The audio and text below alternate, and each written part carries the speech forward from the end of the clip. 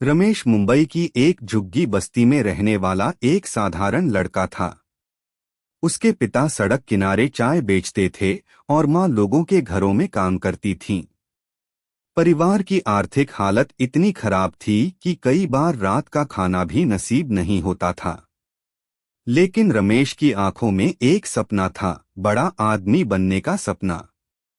वो जब भी स्कूल जाता, बड़े बड़े ऑफिसों को देखता और मन ही मन सोचता, एक दिन मैं भी इन ऊंची इमारतों में काम करूंगा, सूट पहनूंगा और अपनी कार में बैठकर आऊंगा। रमेश पढ़ाई में तेज था, लेकिन हालात उसके खिलाफ थे। 12वीं तक की पढ़ाई किसी तरह पूरी की। कॉलेज में दाखिला तो मिल गया, लेकिन फीस भरना मुश्किल था। रमेश ने हार नहीं मानी।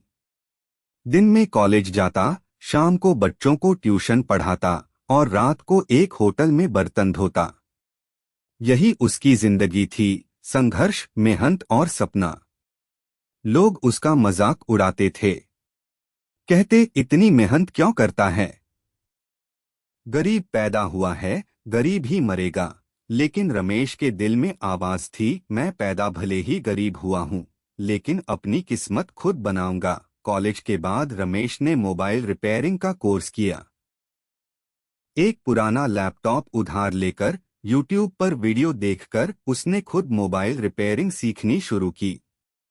धीरे धीरे उसने घर घर जाकर लोगों के मोबाइल ठीक करना शुरू किया। उसके काम में ईमानदारी थी, समय की पाबंदी थी। लोग खुश होते और दूसरों को भी उसका नाम सुझाते। कुछ ही महीनों में रमेश ने एक छोटी सी दुकान खोल ली। नाम नहीं था, कोई बड़ी पहचान नहीं थी, लेकिन उसके काम की गारंटी थी। एक दिन एक विदेशी ग्राहक ने उसकी दुकान पर मोबाइल बनवाया। बहुत प्रभावित हुआ और बोला, तुम्हारा काम बहुत अच्छा है, क्या तुम ऑनलाइन सर्विस शुरू कर सकते हो? रमेश के दिमाग में बिजली सी कौंधी। उसने रिसर्च करना शुरू किया।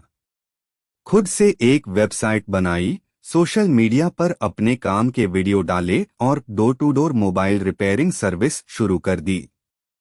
अब ग्राहक बढ़ने लगे। काम इतना बढ़ा कि उसे और लड़कों को नौकरी पर रखना पड़ा।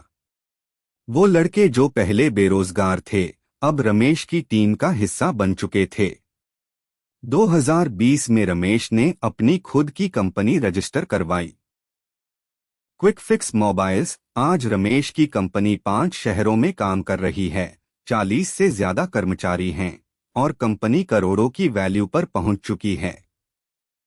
जिस लड़के के पास कभी मोबाइल खरीदने तक के पैसे नहीं थे, आज वो मोबाइल इंडस्ट्री का एक सफल बिजनेसमैन बन चुका है।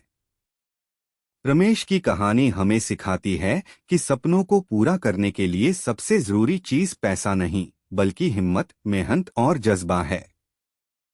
अगर आपके पास आइडिया है, सच्ची लगन है, तो पैसे की कमी भी आपको नहीं रोक सकती। पैसे के बिना भी इंसान बड़ा बन सकता है।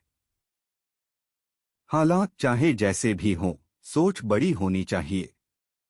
सपनों के लिए मेहनत करने वाला कभी खाली हाथ नहीं रहता।